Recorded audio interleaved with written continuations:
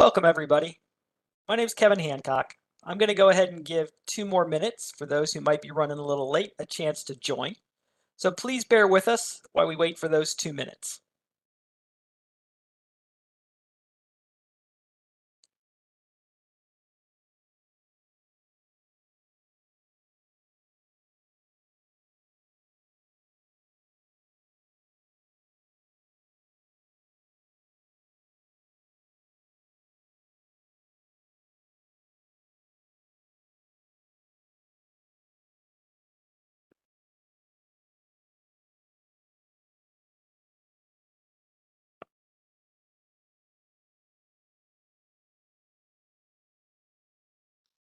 Hello, everybody. For those of you who just joined us, I'm going to give folks 1 more minute who might be running a little late a chance to join today's session. If you could just sit tight, and we'll go ahead and start the session in 1 minute.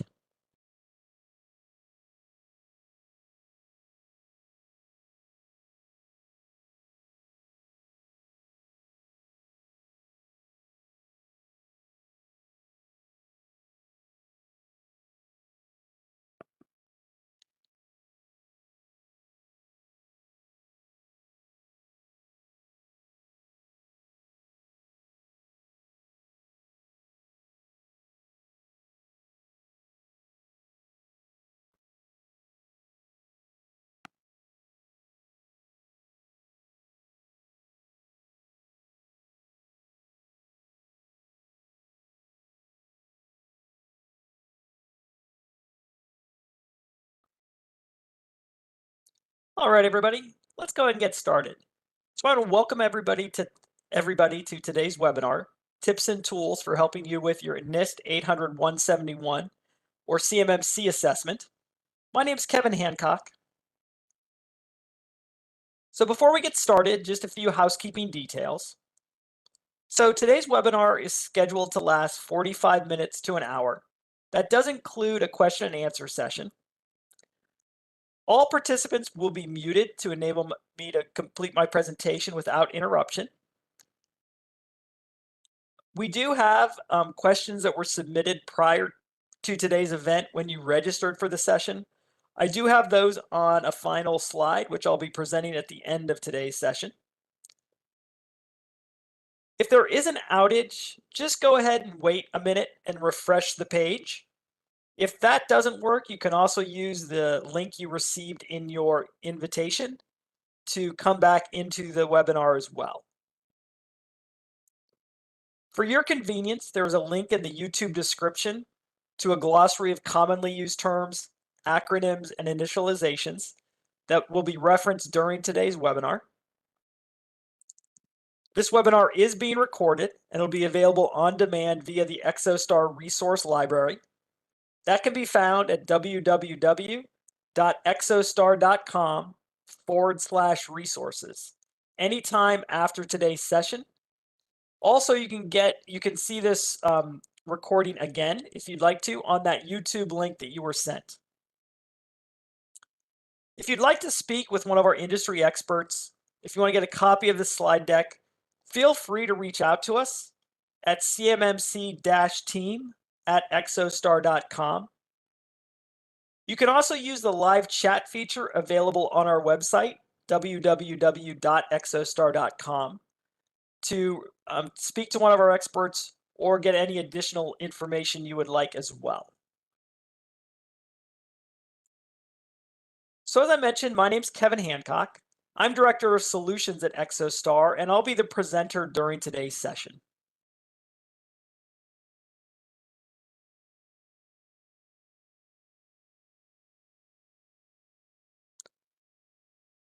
So during today's session, I'm going to first kind of recap where we are in the CMMC life cycle, if you will. I'm going to talk a little bit about how you should go about gathering the information necessary to do your self-assessment, determine where do you want to go and what kind of assessment you should be trying to achieve, how you might go about defining that system and creating and determining that system boundary as you build out that self-assessment, help you with if you're using an MSP or a cloud solution provider and if you've been provided a shared responsibility matrix as part of that solution, and how to incorporate that within your own controls. Do a quick recap, and then as I mentioned, we'll answer those questions that were submitted prior to today's webinar at the end of today's session.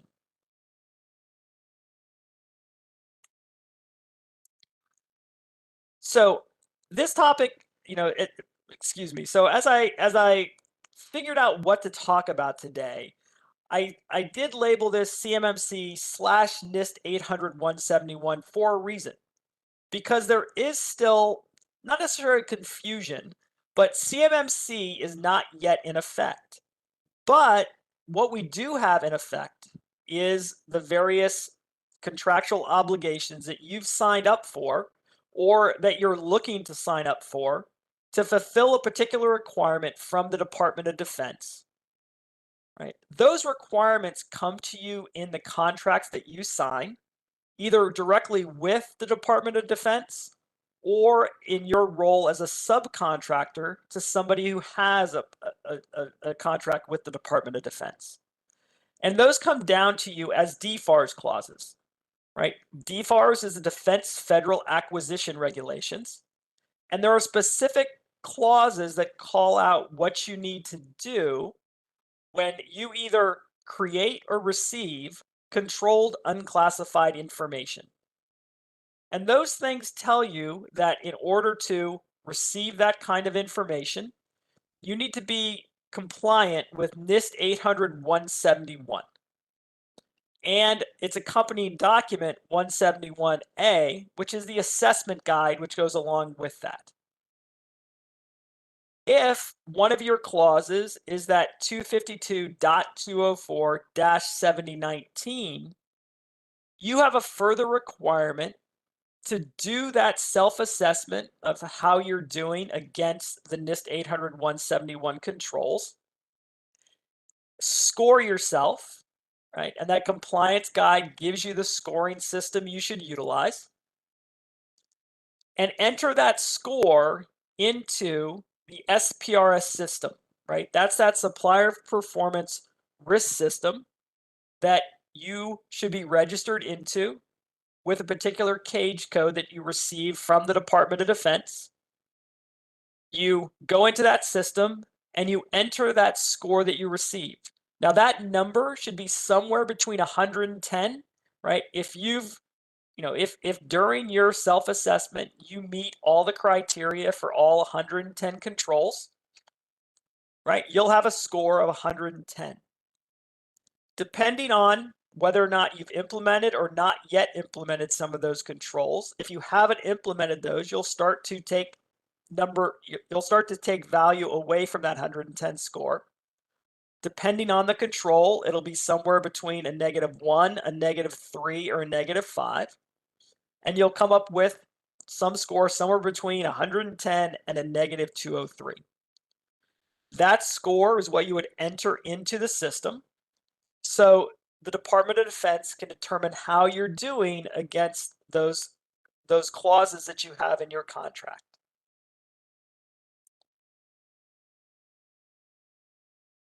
Now, there has been not necessarily confusion, but some trepidation or some uncertainty of when CMMC will actually take effect. Last year at this time, the news we were hearing out from the Department of Defense was that CMMC would be introduced as an interim final rule in March of 2023. That interim final rule would then go through its final rulemaking process and would start to appear in DoD contracts in May of 2023. Now, it's already the end of May, right? And the CMMC rulemaking is still in the Department of Defense. It hasn't been sent over to the Office of Management and Budget yet.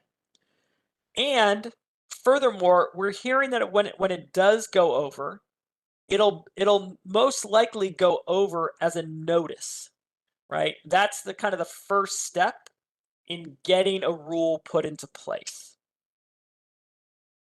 So when it goes over, it'll most likely be a notice of proposed rulemaking, and then there will be a public comment period, and the Department of Defense will have to respond to those comments, provide information back on those comments, and how they'll address those to the Office of Management and Budget, and then it would enter that interim final rule stage.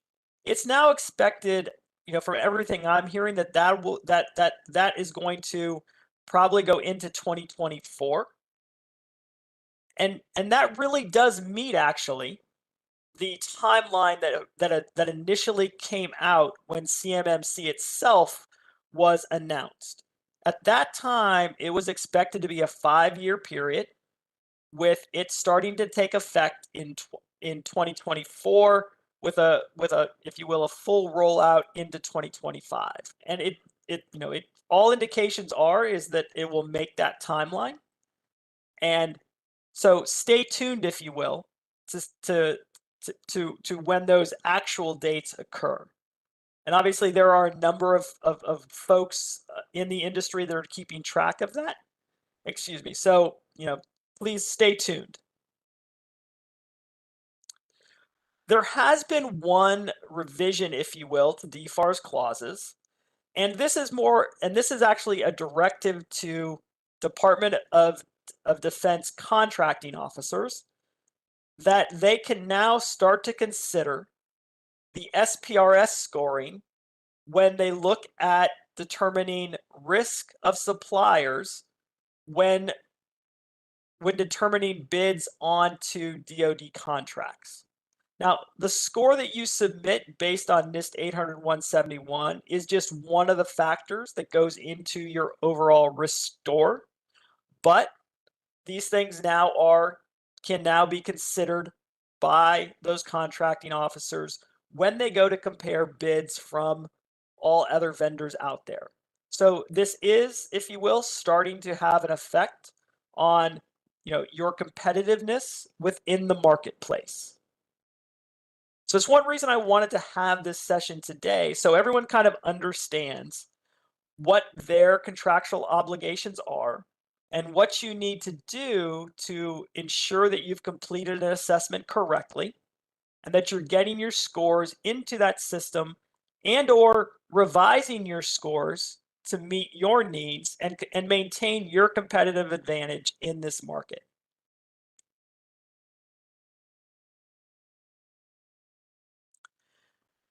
So last year, at the end of last year, in October of 2022, DICAC, which is the auditing agency for the Defense Industrial Base out of DoD, started to take a look at how organizations were doing their own assessments versus their assessments of reviews of a system security plan as provided to them by DIB companies. So when you see this chart, right, the basic self-assessment are the scores that were entered in, or the average scores that were entered in by various defense industrial base companies in that particular month. So the blue line is that basic assessment.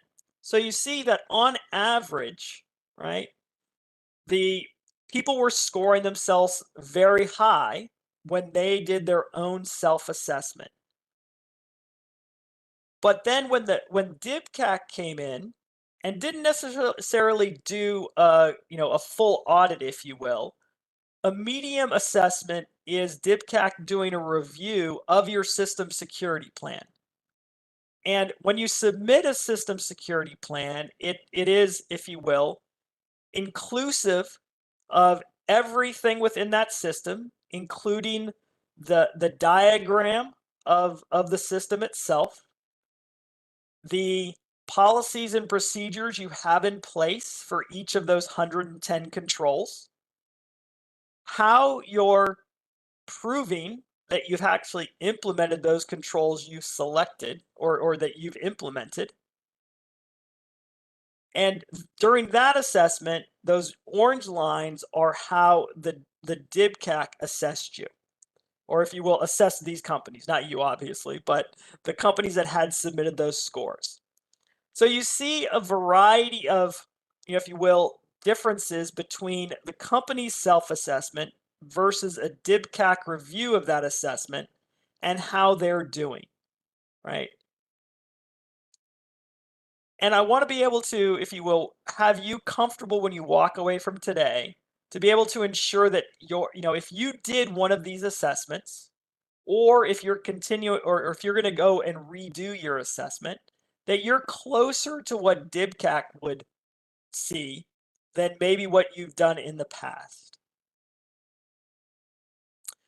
So as you see, this is kind of the average or aggregate of that chart you just saw. So when people were doing their basic self-assessment, right, they gave themselves somewhere between, the average score was a 56. When DICAC came in, their average score was a negative 57, right? So this is, kind of that 113 point swing. Or actually, no, it's not quite that high. Between, your current, your assessment versus how DICAC would score you. And so again, I just want to make sure that when you leave today, that you're comfortable when you do your self-assessment, that you're doing it correctly, that you've got that material that would back up how you decided to implement those particular controls, and that you're scoring yourself correctly, or that you know the information you need to provide or the information you need to gather, justification, training, etc., to ensure that you can raise that score and again be more competitive in the defense industrial base contractual process.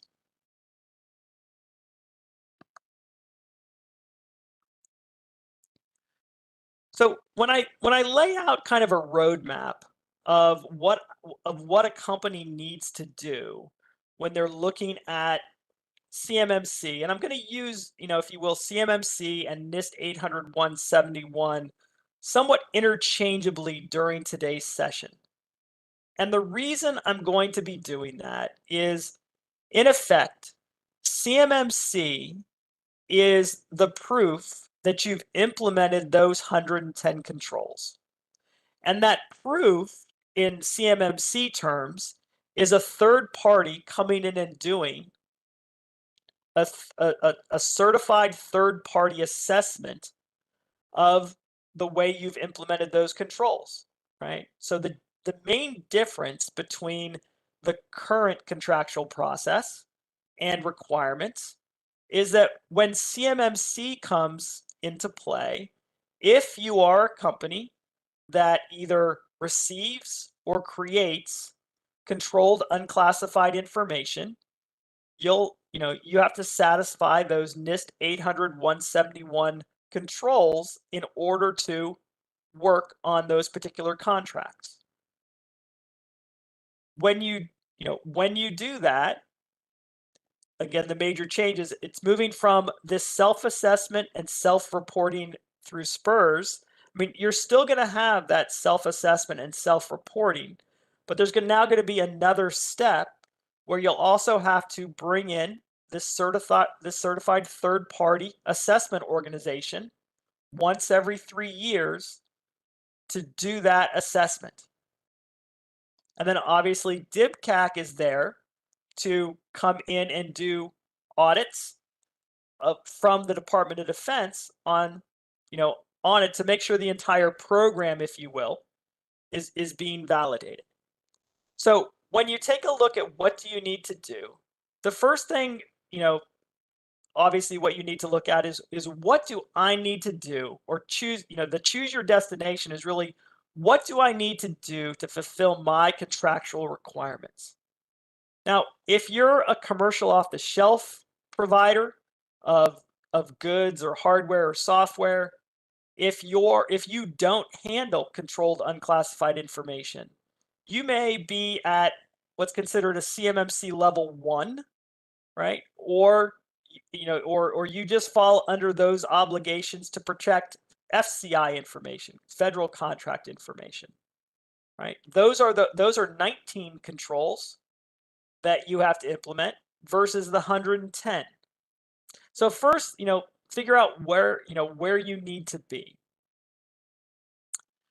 The next thing to do is identify the system, and this includes, with any system, it includes the individuals, right? The people, the process, and the tools that are involved in that particular system.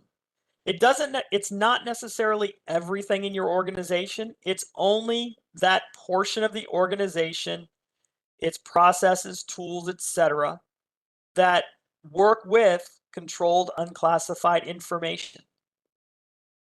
You then want to do that initial assessment to find out where you are today. Identify those gaps, and in kind of the NIST 800-171 world, when you identify a control that you're not doing, you need to create a POAM, a plan of action and milestones, to go ahead and close that control to ensure that you are implementing it. And so for every control you haven't met, you should have a POAM in place. And that POAM should have a targeted date when you're going to close it, and an individual that's going to be the responsible person to go ahead and work on that. They then report back to the company, if you will, on their progress toward it. When you close one of those, you update your score accordingly, right? And that's all about starting the journey.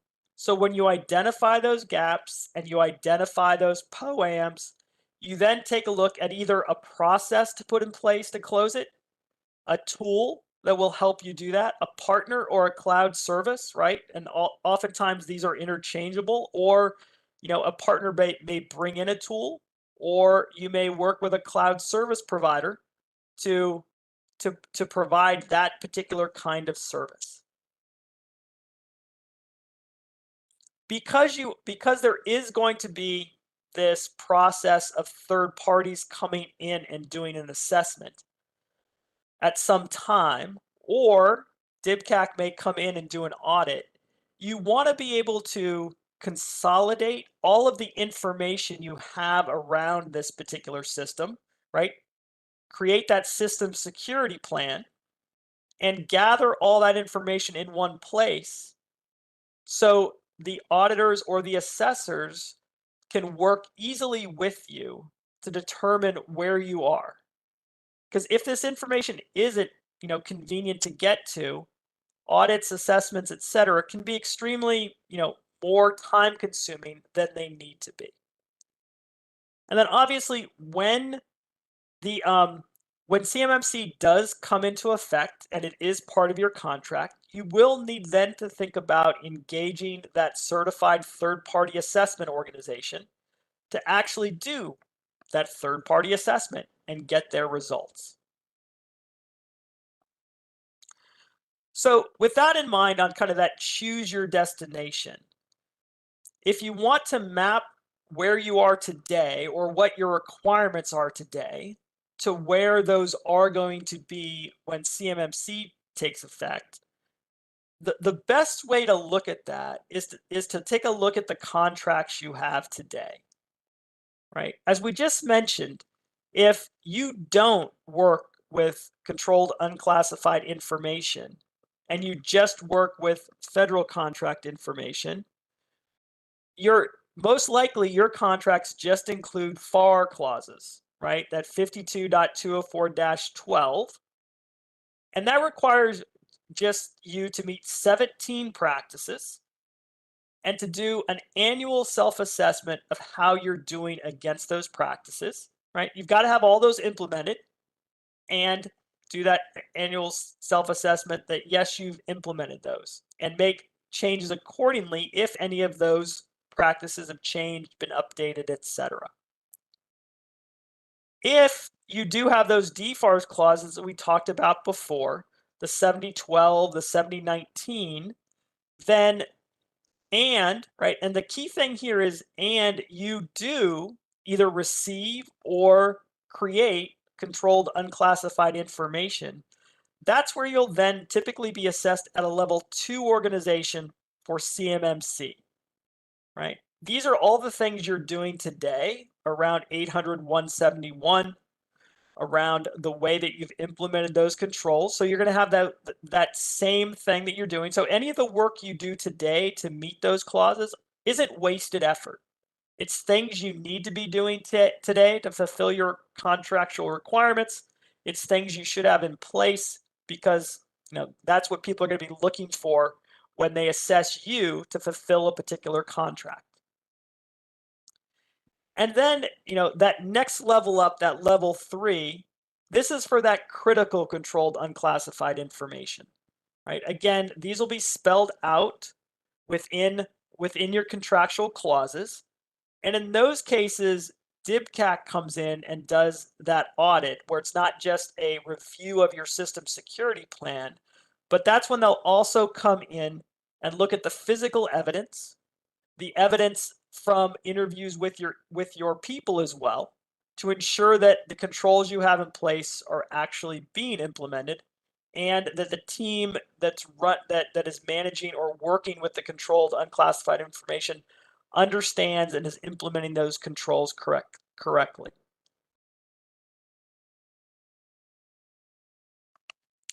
So, we talk a lot about NIST 800-171, but just in case you're a little unsure, so NIST stands for the National Institute for Standards. This is the body that is just that. They're responsible for creating standards for the U.S. government to do a number of different things.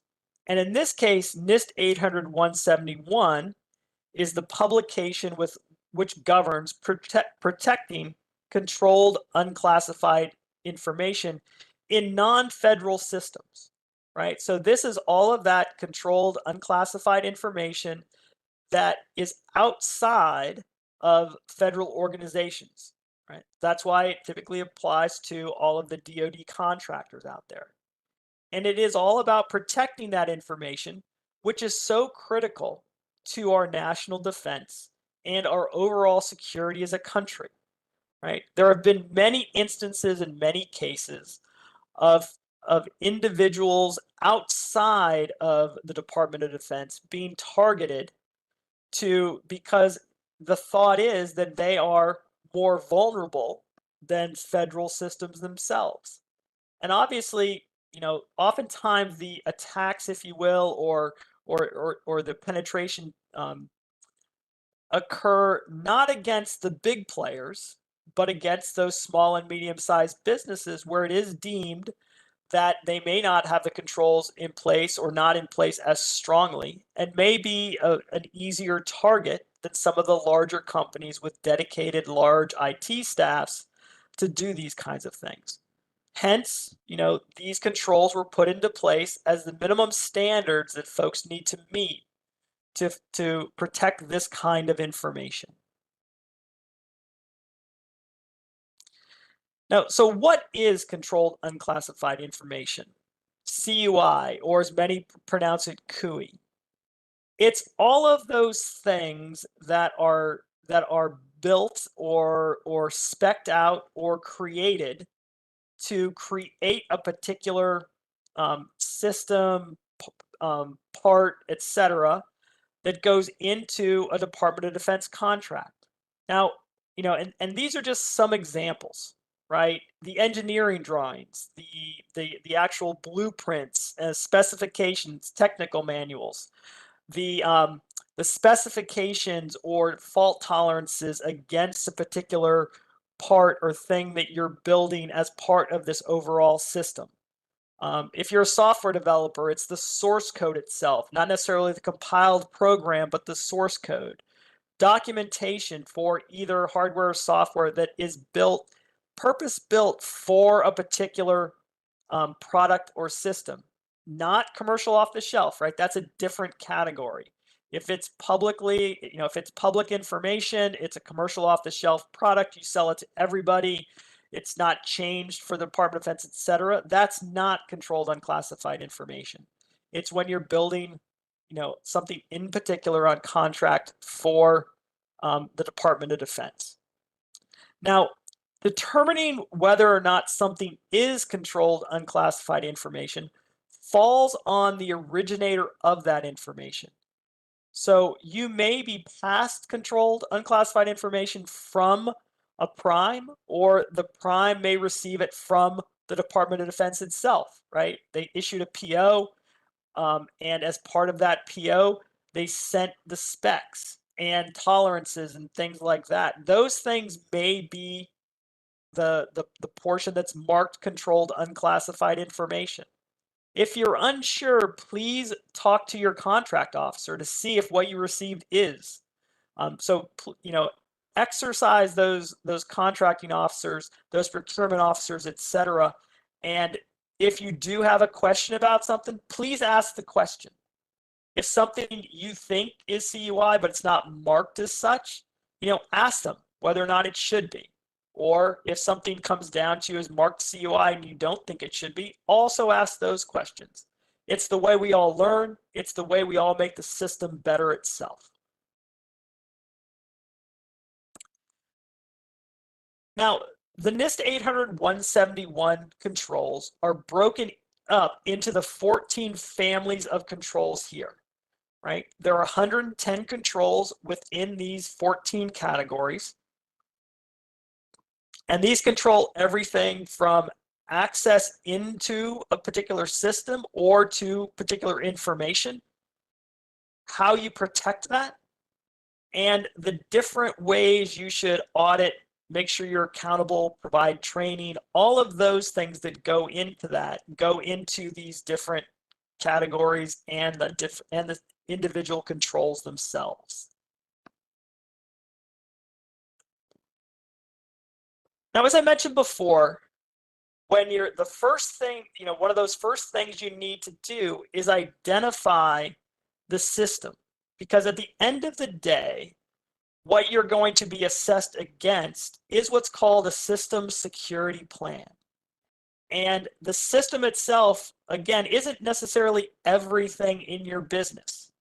It really is only those people, process, and tools that either store, process, or transmit controlled unclassified information. And obviously, the boundary that you draw around that is going to be what determines what parts of your organization become part of this assessment.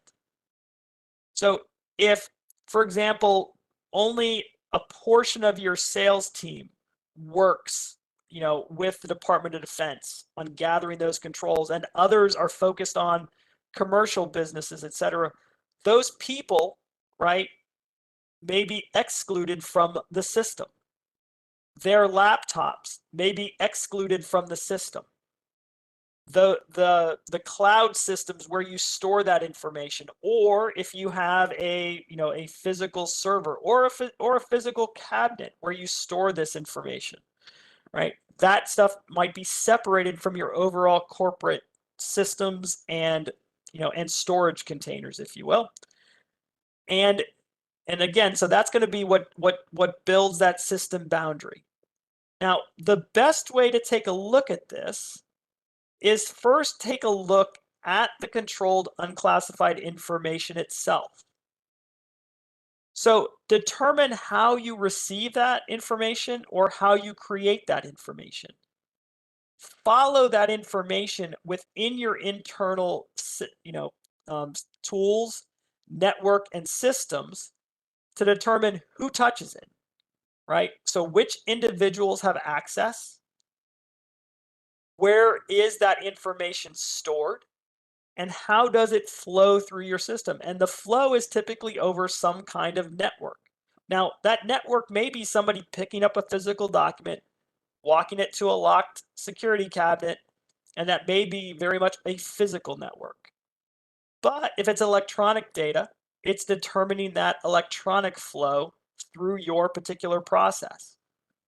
And you may have to consider, obviously, those subcontractor subcontractors you may have engaged with, and then whether or not you need to flow down those requirements, right? If you sign a Department of Defense contract and you engage with third parties as part of the fulfillment of that contract, you're going to have a requirement to flow down those requirements to those third parties so they also will fall under the needs to meet these NIST 800-171 standards, and you as the contract holder would be responsible in knowing that they've implemented those and asking the pertinent questions that that give you comfort that they've implemented these.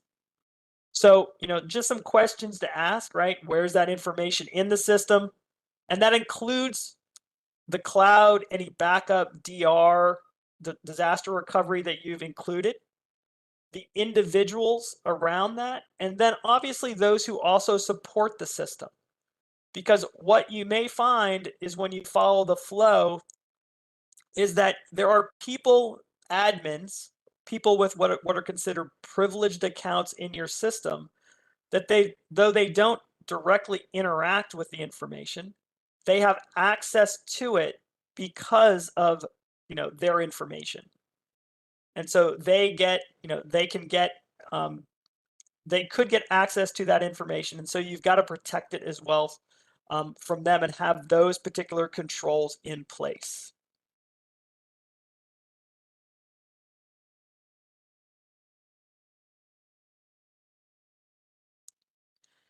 Now, when you look at that system and you build that particular boundary, the scope or the assessment guide that's provided along with CMMC provides a very good way to break out that system to determine whether or not this is a CUI asset, right? Something that directly stores or processes that CUI information.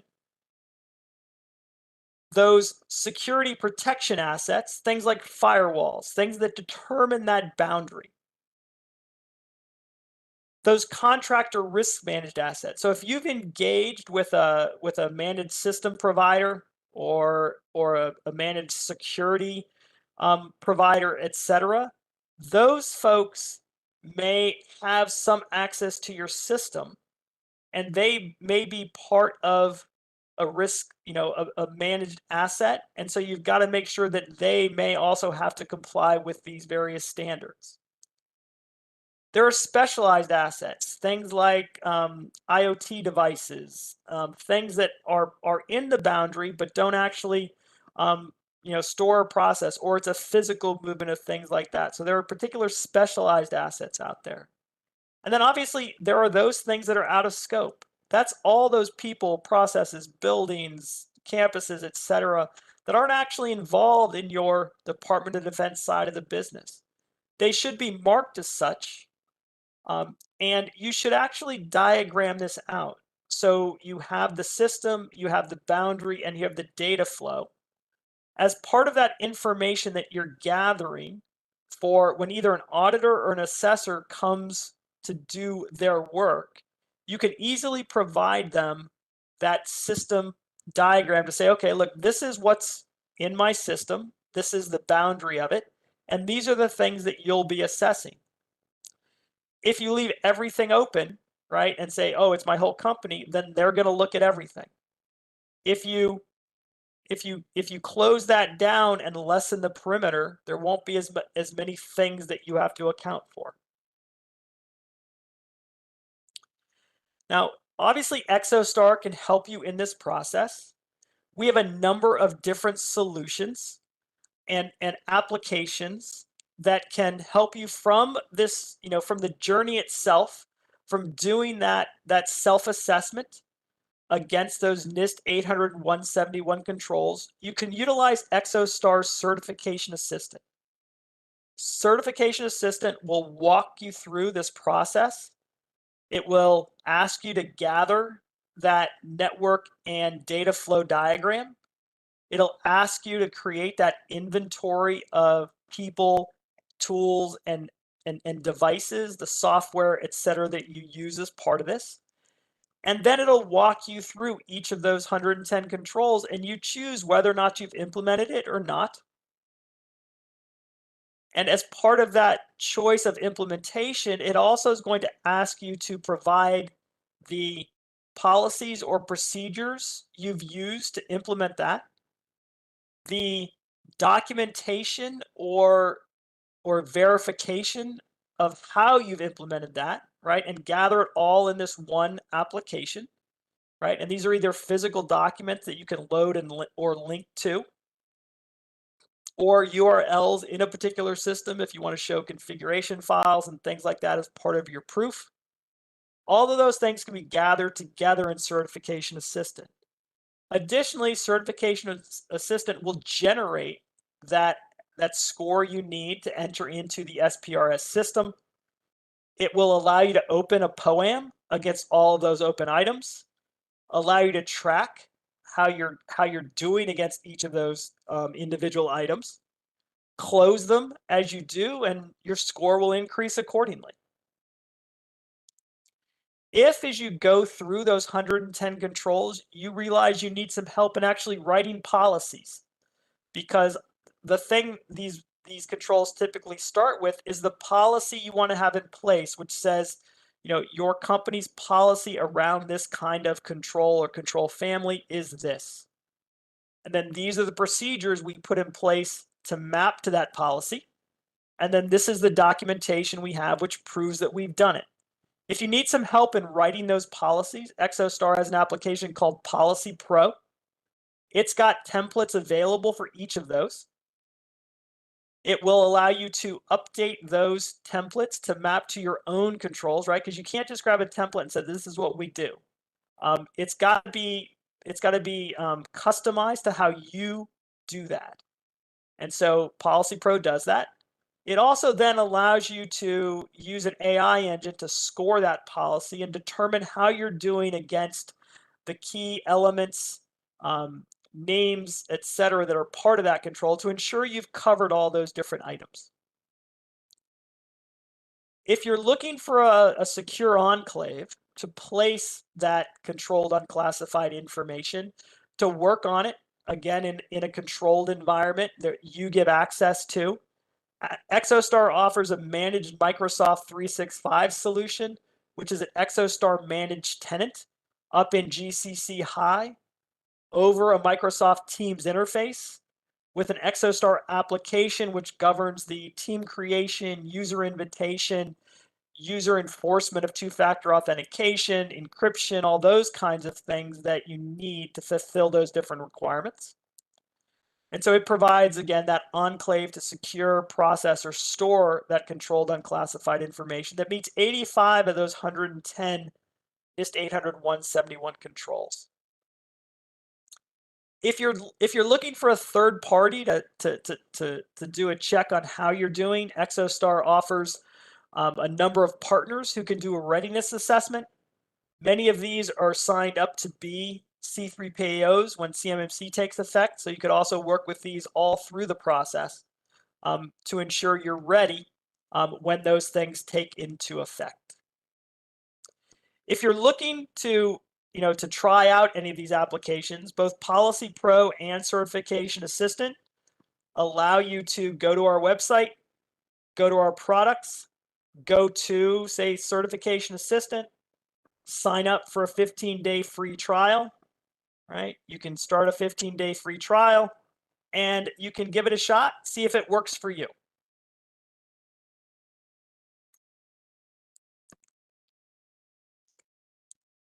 So when you sit down to take a look at where you are today, the other thing you'll want to do is leverage any existing materials you have, right? So there may be things you've already done. So if you've already submitted a SPRS score, you've already done a self-assessment somewhere. So you should have some documentation, some information of how you generated that score. Take a look at that, implement that, make sure you have that documented somewhere. Take that information and put it into something like Certification Assistant or Policy Pro to ensure how you're doing. If you're an Exostar customer and you may be a contractor for one of the large primes out there, you may have used something from Exostar called Partner Information Manager, or PIM. In that, you may have actually done a NIST 800-171 assessment. You can take that information from PIM, you can upload that information into Certification Assistant and jumpstart that. That'll also, give you a rough score. You could also use that to help generate where you are today. So leverage what you've done in the past to see where you are today. So as I mentioned, Certification Assistant will help you with that initial assessment. The output of Certification Assistant is that system security plan. And if you don't have a 110 score, you should also have those plan of action and milestones. Those plans of actions and milestones should always have a date associated when you're going to actually have that implemented, right? That's that action and milestone. Milestone is typically that date. The action is what you're going to do by that date to implement that. And they typically should have an assigned person as well, right? And then that's the person responsible for the implementation of that control. And, you should track closure of these POAMs to those dates. Once they're addressed, you should go ahead and close those POAM, mark that control as implemented, and your score should improve accordingly. You'll then go into the SPUR system and update your score to, again, improve your overall risk rating. Policy Pro, as I mentioned before, can help you with those policies themselves. So if, as you work through those POAMs, you may need a policy for a particular kind of control. Policy Pro can give you that template for that policy. You can work, or I should say, write your own policy, take that template and customize it for your organization, run it through the AI engine, get a score, make sure you're comfortable with it, then document how you've implemented that particular policy, and then you should be able to, mark that control as implemented. So all these kind of work hand in hand. Now, if you are leveraging a cloud solution provider like Exostar for our managed Microsoft 365, you most likely have what's called a shared responsibility matrix. This shared responsibility means that that provider is telling you that they satisfy these, this number or these particular NIST 800-171 controls within their system, right? Those other controls are that shared responsibility. So for example, with Exostar's M365, Exostar provides, as part of its controls, a role-based users into the system, but you, as the customer, assign those roles out to individuals in your organization. So you say how you determine who has rights to it. You write that down as your policy. So that's that shared responsibility. You're responsible for the training of your individuals and how they interact with the system. So, when they create controlled unclassified information, they should do it within the enclave. The information should stay within the enclave. They shouldn't download it. They shouldn't take it away on a USB drive or things like that. Those things are what people should be trained not to do and to fit within that particular policy. So all those things become part of that shared responsibility and become part of your controls, but you use the vendor's controls to augment yours, and that's how you build up to those 110 controls. It could be the same thing with your MSP. Your MSP may be managing certain systems, providing certain functions, etc.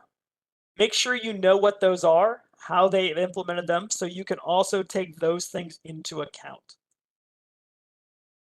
Then you're really ready for that assessment, right? Once you've got this documented, once you've gathered the information in one place, you can start to see how you're doing, perform that initial assessment, make sure you've closed any open POAMs, and continually improve your overall security posture until you've met those controls. But once you've met all 110 controls, your job's easier, but it's not done.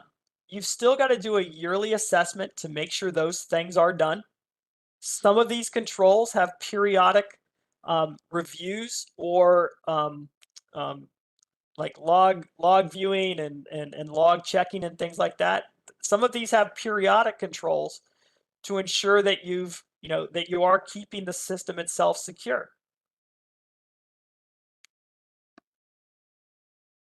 So just a quick recap, right?